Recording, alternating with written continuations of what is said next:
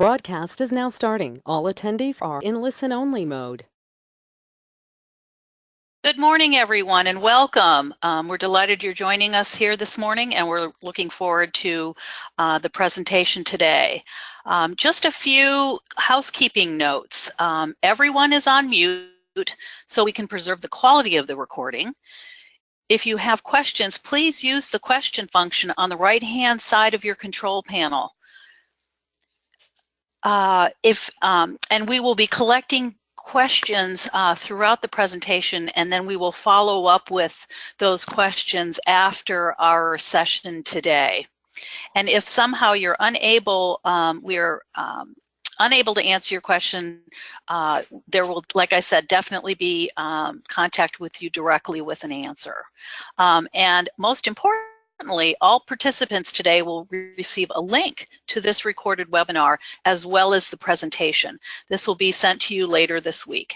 We're going to get going here in just a minute as we have a few more people joining us. So we'll just wait another minute here and then we'll get started, and it'll be my pleasure to introduce our presenter today, Ellen Karp.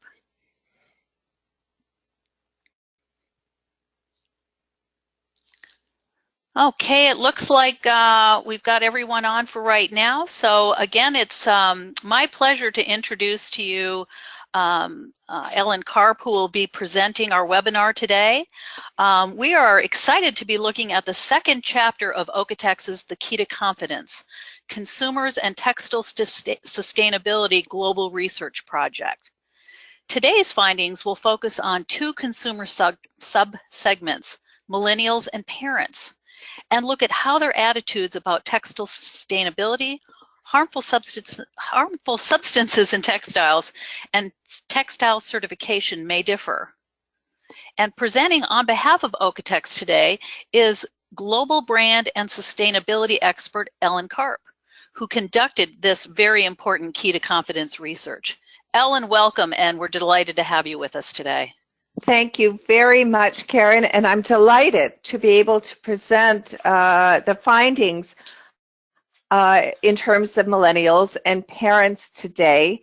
As you mentioned, it was clear from the outset that these were two very special groups. So I'm just going to talk a little bit about the study overall before we start looking more closely at millennials and parents.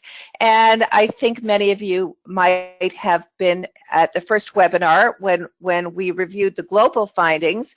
Just to quickly go over that, the study was commissioned by OEKO-TEX as part of its 25th anniversary celebration. It is and still remains groundbreaking research because it's the first research that focuses on the consumer rather than on the trade. If you recall, we did a very long survey, 20 to 25 minutes, with the general population in 10 countries: Australia, Brazil, Canada, China, Germany, India, Japan, Spain, Switzerland, and the US. It was fielded in July 2017, and the sample reflected the census data for each of the countries. So it was a representative sample, with the exception that all participants were the decision makers and shoppers for their household for clothes, and purchased clothes at least 3 times a year, and most of them also were purchasing home textiles as well. So basically, this sample was a general population sample representative of the population in each country, but the population of people who are buying clothes and home textiles. So to review very quickly what we learned. We learned, first of all, that climate change is indeed considered to be a real and very serious threat, particularly so for those who live in manufacturing areas. People want to do the right thing. If you were present at the earlier webinars, you might remember that again and again, people talked about doing the right thing and about taking small steps to be part of the solution and not part of the problem. People globally aspire to live more sustainably. and have high expectations of their brands to also do the right thing and show leadership and guidance, in fact, in this regard. We learned that concerns about textile sustainability are increasing. Globally, 4 in 10 people is already extremely or very concerned about harmful substances in the clothing and home textiles they purchase. And in manufacturing countries like India and China, that number goes up considerably. They're also very interested in knowing if the clothes and home textiles they purchase and use are safe from harmful substances and produced in an environmentally and socially responsible way. And finally, and very importantly, we learned that learning about the impact of the textile industry is a true game changer, as it inspires people to think about, purchase, and use textile products differently.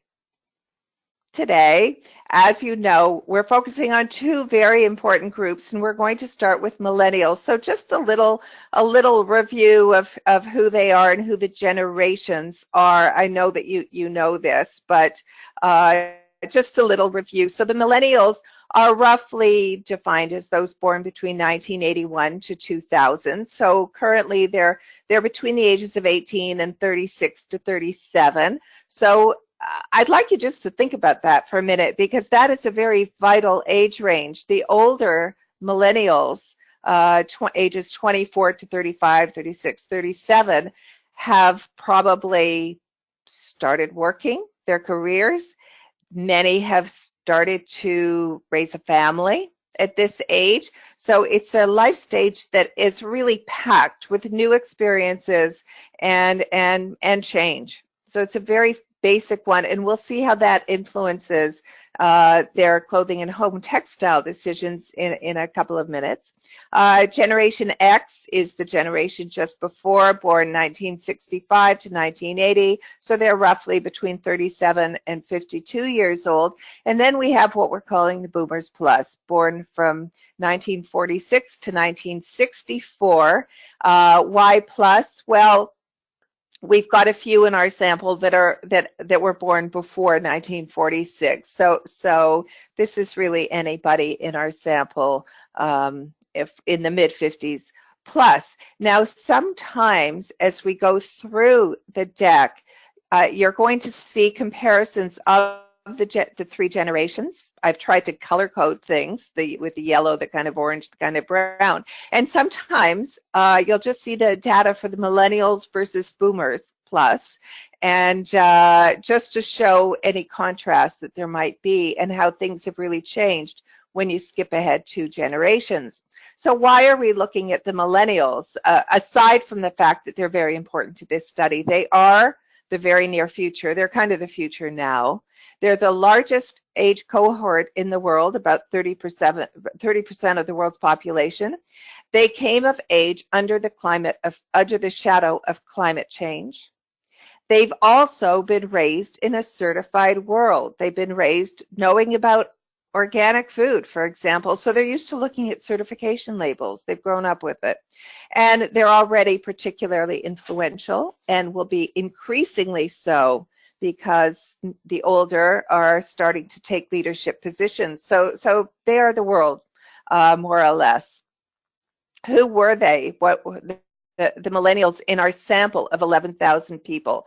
1 in 3 was a millennial. So we had about 3,200 of them. As you can see, we had 3 out of 10 were in that younger group, ages 18 to 24, and 7 in 10 were ages 25 to 34. So in that kind of vital age range where so much is just starting in terms of career, family, finishing school, etc. 56% of them already have children in the household. You can see that their education, they're quite well educated, and again, education and income were according to the definitions of each of the countries. So we didn't set a universal, but overall, 30% of them had higher education, 54% were either in school, currently. They had medium education. And incomes, you see a preponderance at the lower end of the scale. And again, this is because they're starting out, they're starting careers. And that also has an impact on where they're shopping and what they're buying. So I thought I would share with you some information about their shopping behavior. One of the questions that we asked was where they have shopped in the past year, and gave them the list that you see in front of you. Again, this is not reflective of where they shop most often or where they prefer to shop. We didn't have time to ask that. So this is anywhere that they've shopped in the past year. And as you can see, they've shopped primarily at regular department stores, family apparel stores. They've shopped at exclusively online stores and at fast fashion as the main venues. If you look towards the bottom at the 19%, the red, the line that I've highlighted in red, stores specializing in eco-friendly merchandise, they're much higher there than the overall sample. So they're shopping more in stores specializing in eco-friendly merchandise than others. So they're shopping at a wide range of venues. And as noted on the left side of the slide, they're more likely to shop online or at fast fashion retailers than those in other generations. So for example, while 56% of millennials have shopped online at exclusively online sites, so that includes Amazon, only 37% of boomers have done the same. And it's the same ratio for fast fashion retailers, where 50% of millennials have shopped there in the past year versus 30% of baby boomers. How often they shop? Well, they're frequent shoppers. They're shopping often. And again, this is where stage of life plays a role, because this is a stage of life where they have to acquire new wardrobes, new things for the house. Some are starting school, the younger ones. Some are starting their careers, and some are starting families. So when you start a family, your needs for home textiles usually increase quite a bit. The same with starting careers, and somewhat for starting school. So almost half of them are shopping for clothing twice a month or more often. And more than 20% are shopping twice a month or more often for home textiles. And this is considerably higher than those in other generations, particularly compared to the baby boomers. So let's see what they have to say and what they're thinking. As before, we're starting by looking at their attitudes about climate change. And from there, we're going to move into their attitudes about the textile industry and textile sustainability, and then the role of brands, the role of certifiers, trust and transparency. What about climate change? Like people of all generations, millennials are very concerned about climate change. If you recall, we gave them 16 subjects, and we said to people, pick the 5 that worry you the most. And this is very similar to what emerged globally. For millennials, climate change was actually tied for second place, put it that way, with my personal finances, and just behind terrorism. So very, very important. 40% of millennials chose climate change as a key, one of their top 5 concerns, keeping them up at night, so to speak. Again, 82% of millennials said climate change is a real and very serious problem, and almost 80% also attributed it to emissions from human activities. So, like others globally, millennials are taking responsibility for climate change. And this is very similar. These numbers are very similar, slightly higher than the global average. Millennials also feel that they can take small steps to reduce climate change. So only 39% said my actions cannot reverse climate change. Most think that they can have an influence. What about the motivators? When we look at motivators for interest in climate change or climate change behaviors, sustainability behaviors, we're looking at two factors usually. One are what we call close to home or personal factors, and the other are more global, more altruistic factors, thinking about the planet, the future, other people, etc.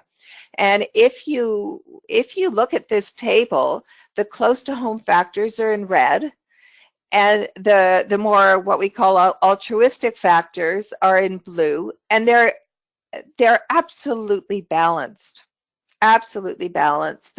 The two things I usually look for are keeping me and my family safe and healthy as representative of close to home, and then preserving the earth for future generations as the more altruistic, and they're perfectly balanced.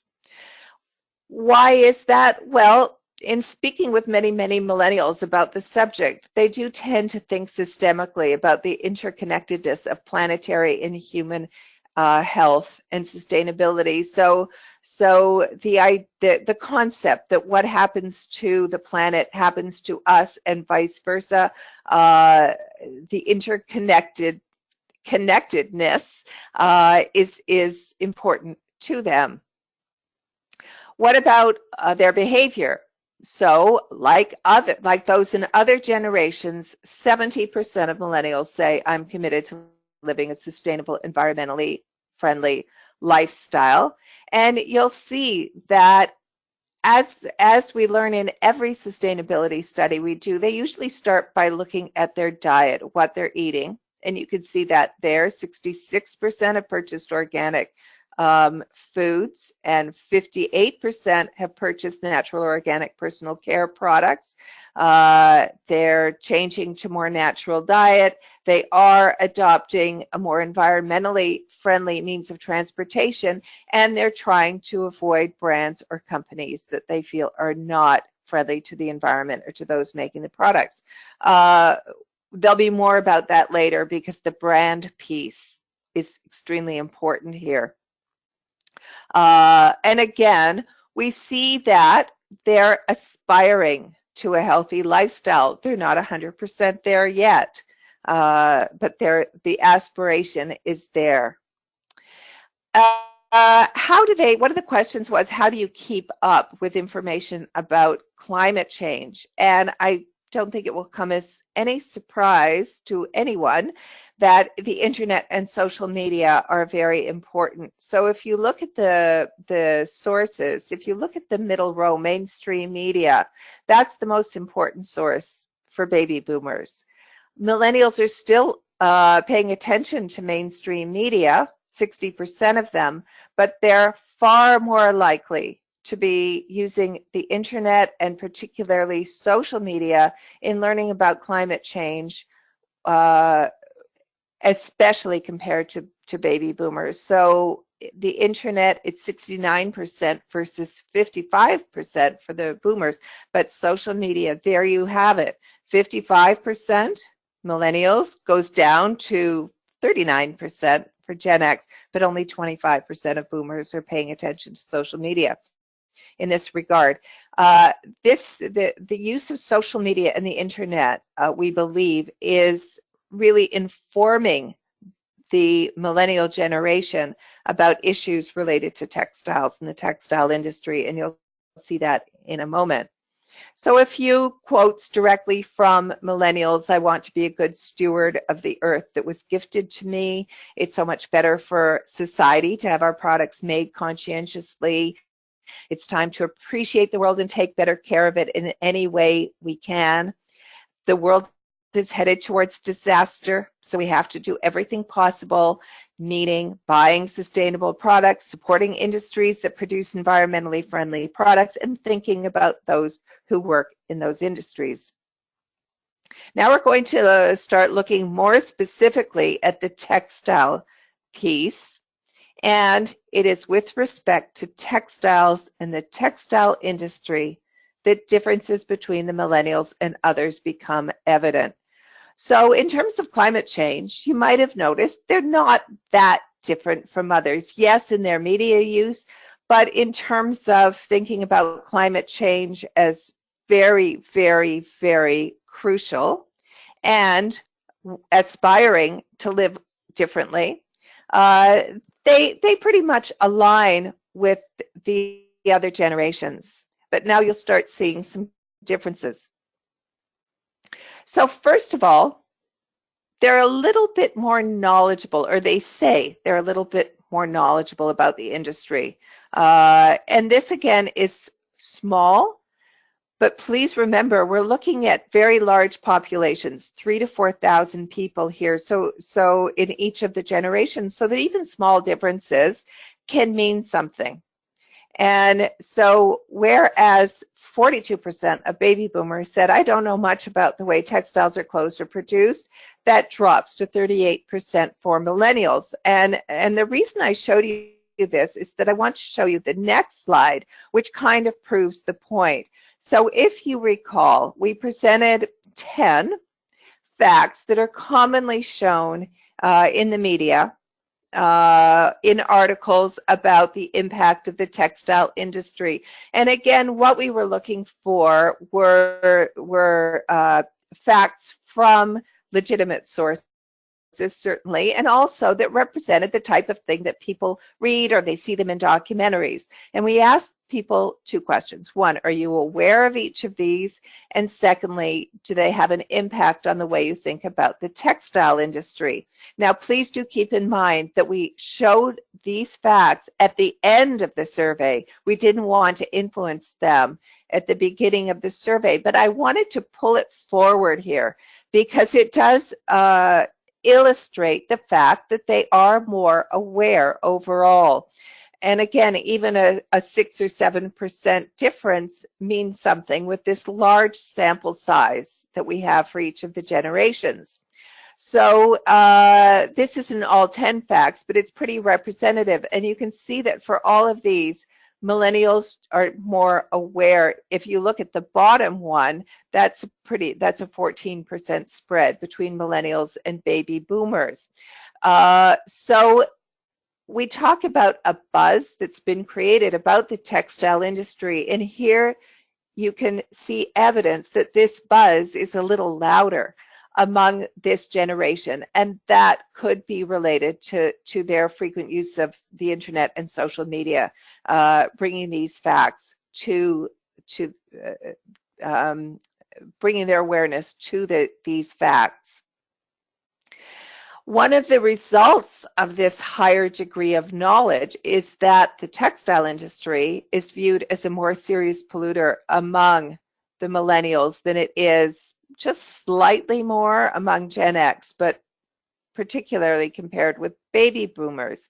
We gave people a list of various industries and said, pick the 3 that you consider to be the worst polluters. And 26% of millennials picked the textile industry versus 16% of baby boomers.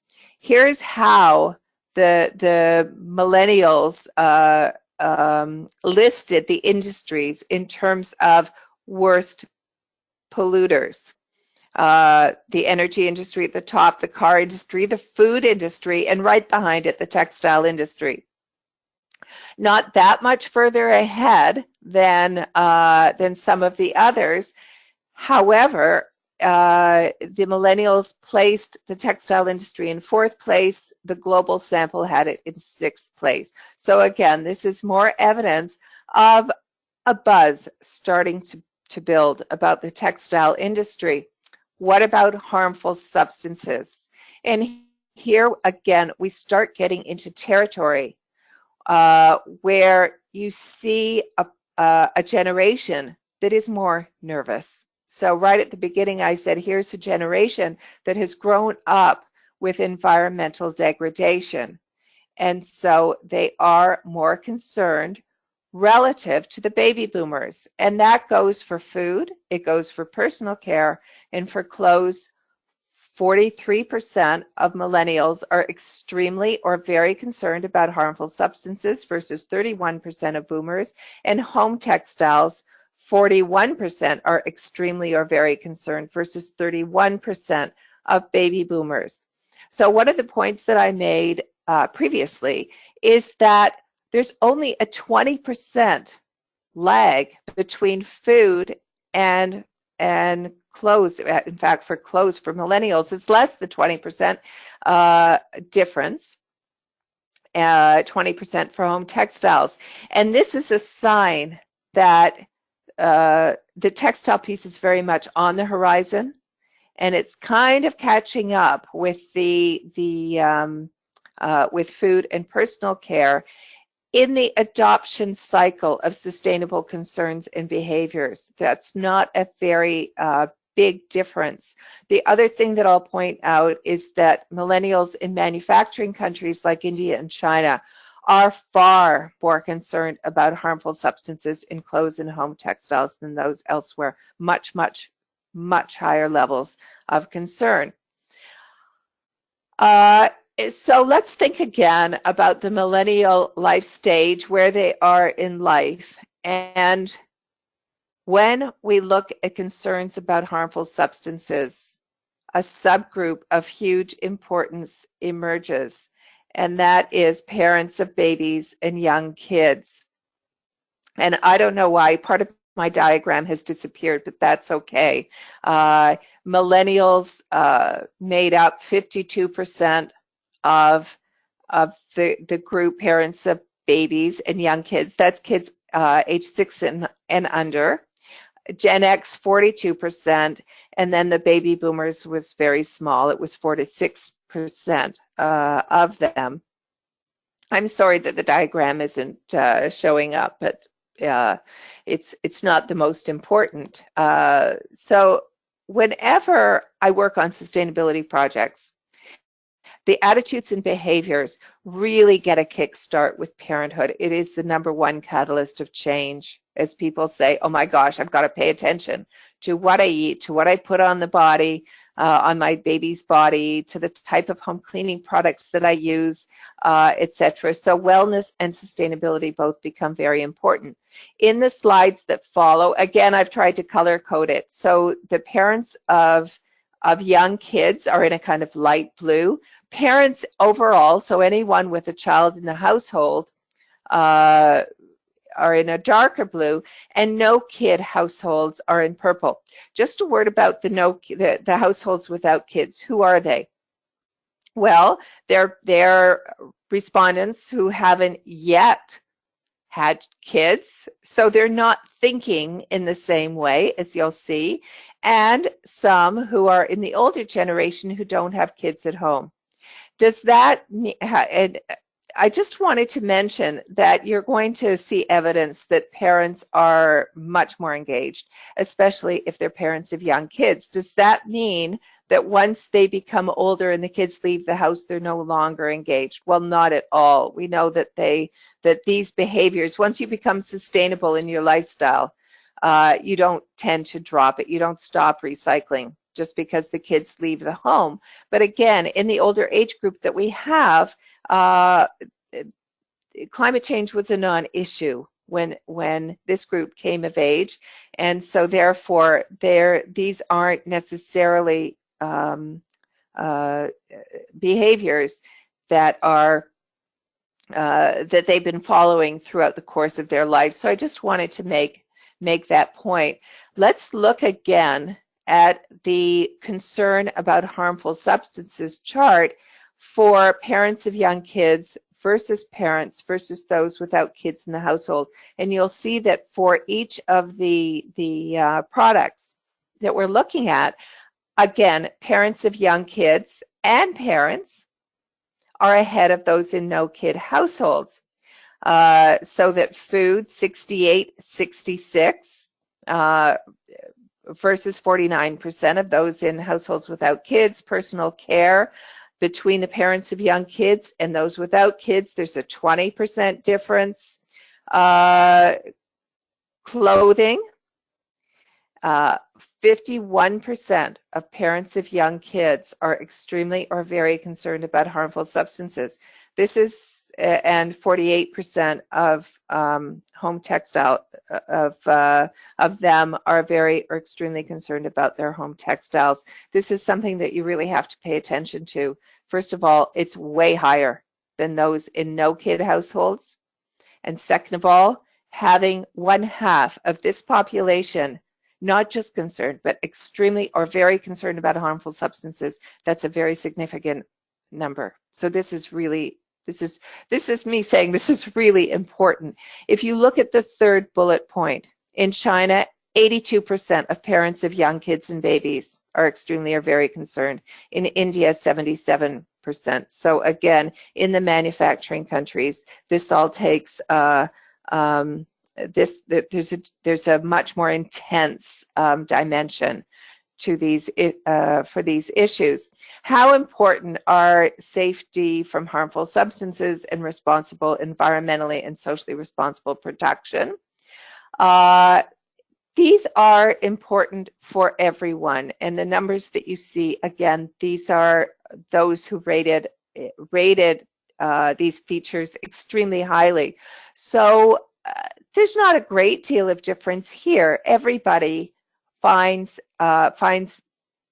safety and responsible production very, very important. But again, parents of young kids are ahead of the curve, not as dramatically, but they're ahead of the curve. So it's another signal that as kids come into the household, people do become more engaged in sustainability attitudes and behaviors. Also, when you look at who's aware of and who's buying eco-friendly products, comparing awareness for clothing of parents of young kids with those without kids in the household, 86 to 76%, and purchase 42% versus 31%. This is general clothing.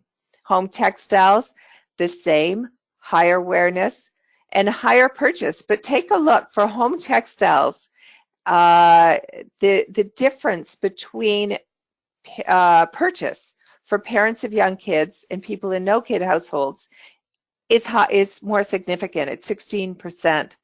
And why? Well, you have a baby or a young child, you're wrapping them in all kinds of home textiles, so it becomes important. And on the right, you can see that in terms of articles for babies and young children, 54% of parents of babies and young children have purchased eco-friendly clothes and home textiles for young children.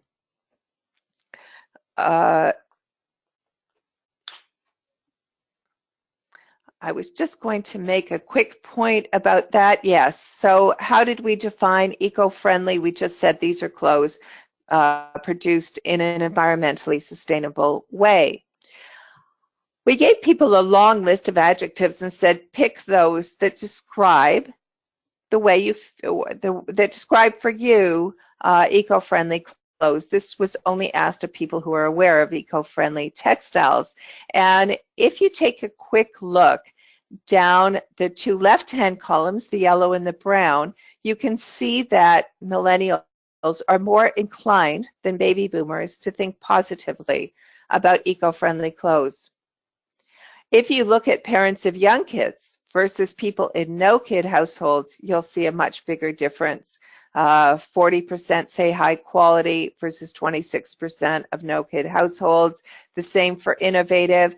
An even bigger gap about soft, because of course if you have young kids, it's really important that your clothing and home textiles be soft. So this is more important, and they rate them much, the eco-friendly clothing and home textiles, or clothing, this is for clothing, sorry, much more highly. And a few quotes from parents. I never worried about harmful substances before, but after my daughter was born, I started to become interested in ingredients and personal care products. Now I want to learn as much as possible about clothing safety and responsibility. It's very important for me. I always buy eco-friendly clothes for my baby girl because her skin is very sensitive and soft, and the products are good for the health of the whole family. I want my kids to be exposed to as few chemicals as possible. It feels good just knowing. It feels good just knowing. That's kind of interesting that I bought a product that isn't harmful. There's a little emotional benefit for you right there. What about trust and transparency? Well, millennials have very high demands for trust and transparency. So they're not taking claims at face value. We asked those aware of eco-friendly items if they check to see whether claims like eco-friendly or sustainable are true. Always, often, sometimes, rarely, or never. And 69% of millennials are checking at least sometimes for clothing. And even more so when you look at parents of babies and young kids, 3 and 4 are checking claims always, often, or sometimes. Let's compare that to other generations. So this is a bit of a complicated slide here, but it separates clothing from home textiles, and for each shows how many are checking at least sometimes, but also how many are checking always or often. So it's quite obvious if you look at the first 2 columns that millennials are checking more often in both cases than boomers plus. But looking at the 2 right-hand columns, parents of young kids are checking claims much more frequently than those in no-kid households. Much more frequently, all the way down the line. 74% versus 55%. 34% are checking claims on clothing always or often versus 15%. Or at least they think they're doing that by whatever way they define checking.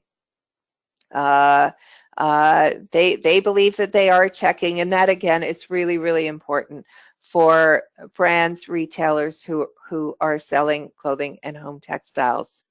Environmentally safe clothing is best for my kids because it's usually natural and less harsh for their skin.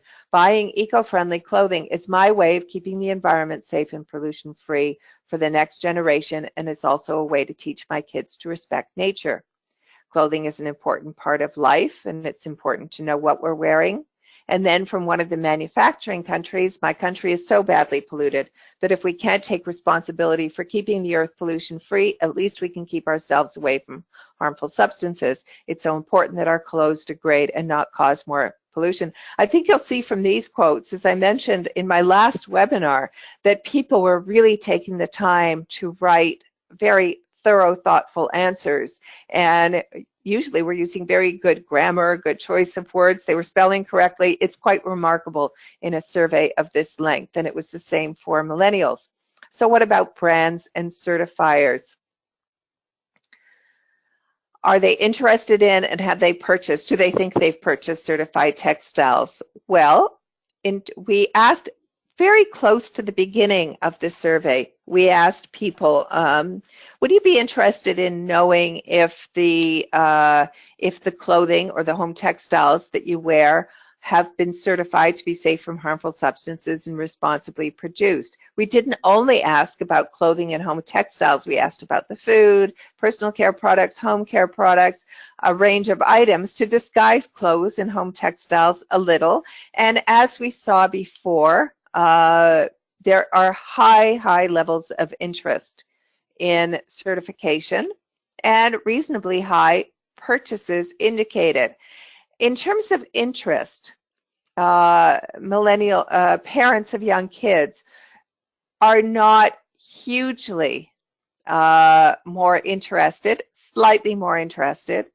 But when you look at purchase, again, this is pretty significant. More say, yes, I have purchased clothing that's been certified or home textiles that have been certified than the total population. Again, if you look at millennials overall, the numbers aren't as high as for parents of young kids, and that's because some of them have not had kids yet. And again, new parenthood is a strong catalyst to sustainable behaviors. So why are they purchasing certified clothing? We also asked why they're interested, and the numbers were pretty much the same. So like other consumers, There are concerns about harmful substances. There are concerns about environmental impact. And in addition, there are concerns about worker safety and allergic reactions. I look for a certification label to know if a brand is eco-friendly and reaffirm my decision to buy it. So this does get translated into purchase behavior and purchase decision for some millennials. There are two reasons why I purchase certified clothing. First, I try to avoid exposing myself and my family to chemicals, and I want to support companies that are manufacturing clothing that is not harmful to people or to the environment. I thought I'd share with you quite a few quotes about this because it's kind of interesting to see the language that millennials are using. The first one says, if clothing is certified, it ensures that it's good quality. And I put that in red because as I read through comments that had been written by people, quite a few of them said that if an item of clothing is certified, it implies that it's good quality. So I wanted to make that point via this quote. I buy certified clothes to promote healthy workers, a healthy earth, and healthy wearers of clothing. Certification is important because I can't tell by looking at tags and other labels if the products I buy are as good as they claim to be. Buying certified clothes is my first step towards the prevention of the environmental damage caused by our present lifestyles.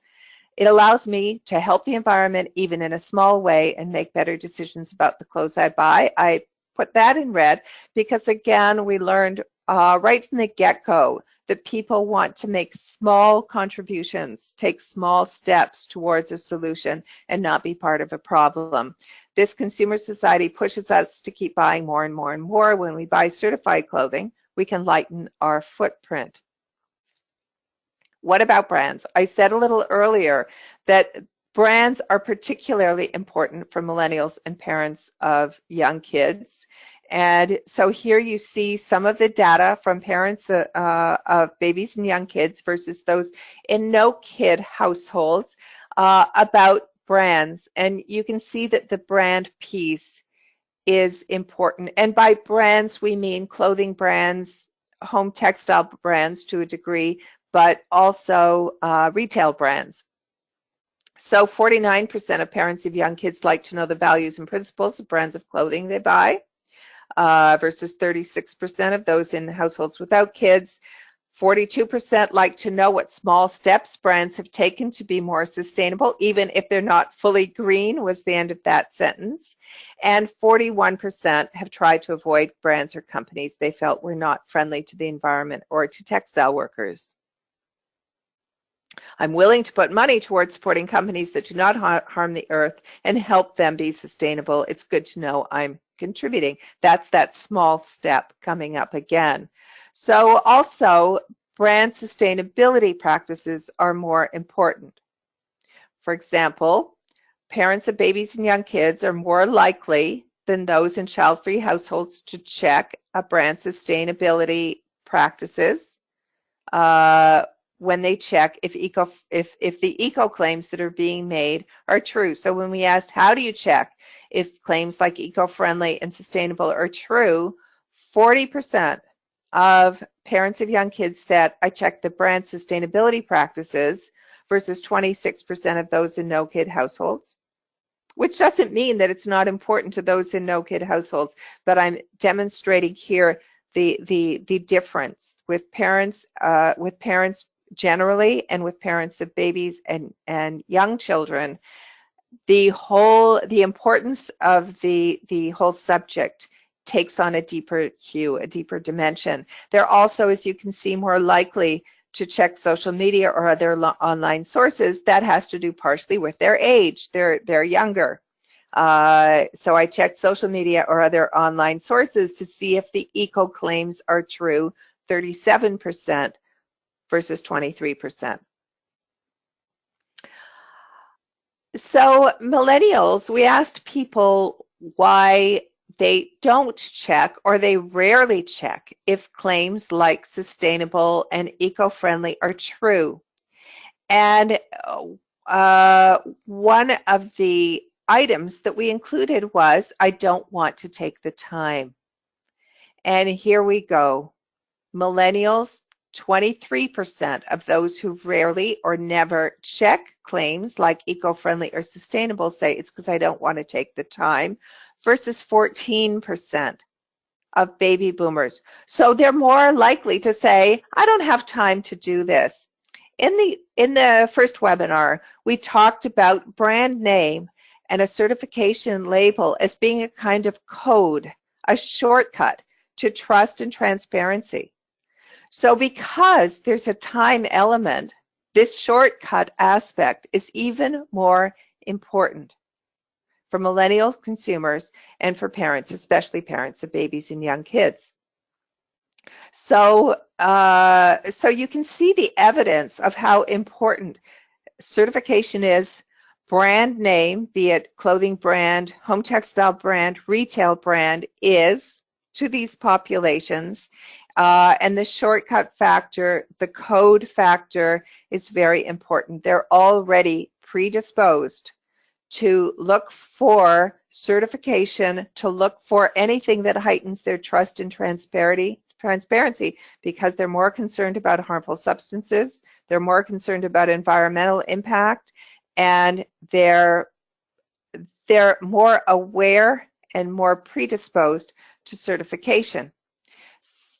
Even if we do a lot of our own research about a brand, it can be hard to figure out where and how ethically clothes and other textiles are made. It's great to have a source of validation of claims.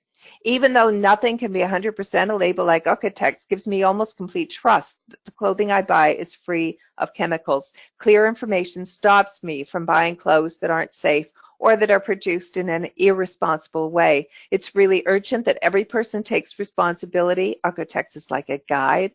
And there we have it in the last quote. Certified clothing is a simple way to guarantee that the clothing I buy is free from chemicals. With OEKO-TEX, I know the research has been done better than what I could do, and I can trust it. I want to make sure intelligent, informed choices. I want to make intelligent, informed choices in my purchases. OEKO-TEX seems dedicated to making the earth better. So what does it mean? And there are some millennials on their social media. The future is almost now. So we learned generally, if you recall, that as people increasingly learn about the impact of textile production, the more likely they shift in attitudes and behaviors as they seek to live a better textile life, and brands and marketers should be ready, because as the buzz increases, in the language we used last time, as people learn more, they become more engaged. Millennials prove the point. They're already more aware of the buzz about the industry, and the fact that they're more critical of the textile industry substantiates our forecast for the future. As such, millennials give us a glimpse into that future, a future where there is a heightened need for transparency and trust between consumers, brands, and retailers. Textile certification can play an important role in establishing that trust. The times they are changing. For those old enough to remember to know one of the early Bob Dylan songs, and millennials are harbingers of the change. These are transformative times, and millennials are in the vanguard. What do millennials want? They want easy assurances that the products they buy and the brands they favor are doing the right thing to help them live a better textile life. Millennials are a population with heightened sensitivity to false claims and a greater need for transparency and validation.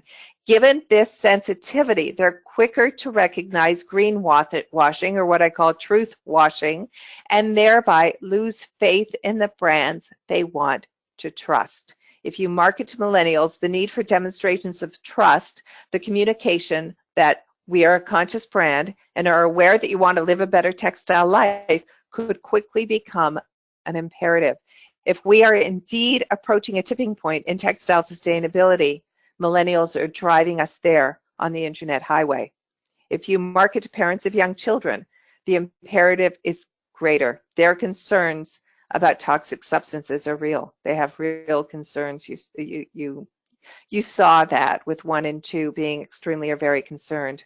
Even if you don't market to millennials, for example, if your audience is older, it's still important to take heed. Millennials are already the loudest voice in the marketplace. They shop more often than others. They're coming into positions of leadership and dominance. Their values are soon to become the norm. Millennials, of course, will soon be older. What about their kids? Kids being raised on a consumer diet of trust and transparency. What about the kids of millennials? Kids. So that's our report on millennials and young parents. We hope you enjoyed it.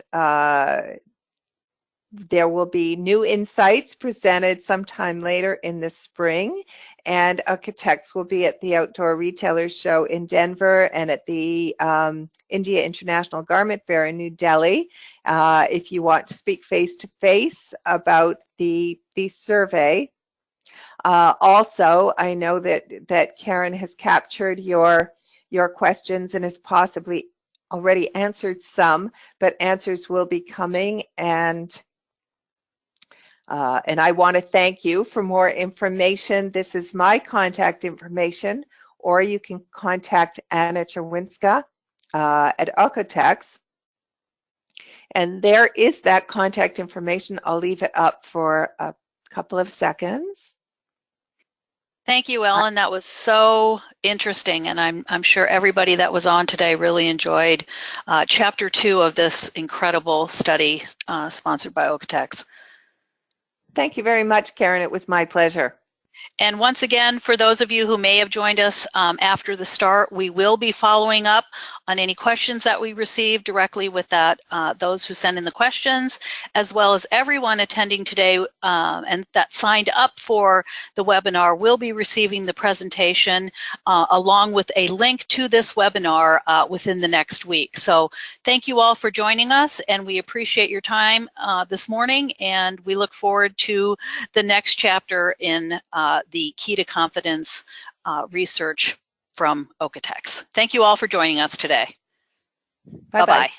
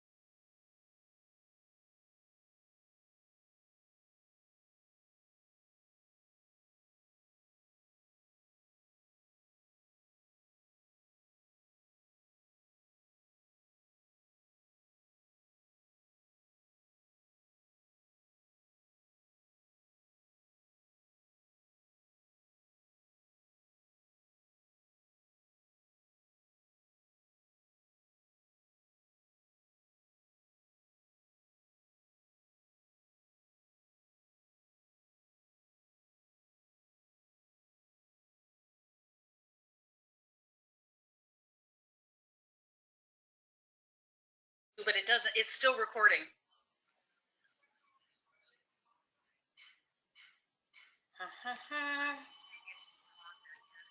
Okay. Right. Yeah, I pushed all these buttons and I'm like, yeah, sure. Right. Yeah, I tried all sorts of things, but I couldn't leave the webinar. Yes.